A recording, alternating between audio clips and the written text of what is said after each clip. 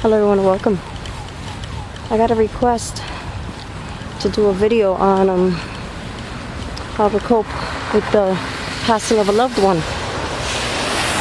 I have to go out tomorrow to help my daughter move.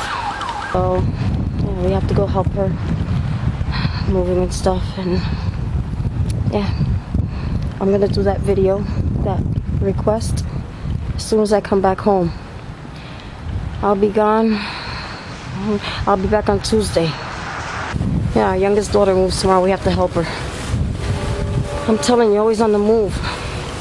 During the storm, I was out here, part of a little search and rescue team.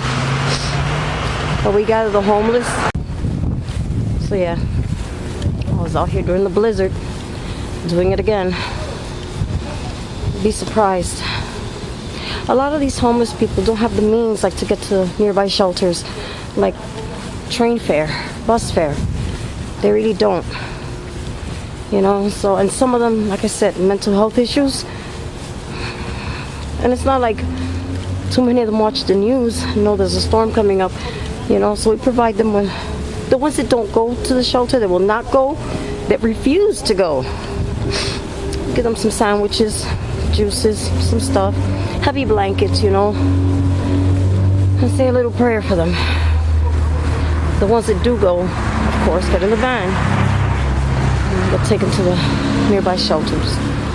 I'll talk more about that when I get upstairs. My arm is getting tired. Thank you, God, for giving me the strength to go on every day. For without you, I wouldn't be able to do anything. Without you, I am nothing.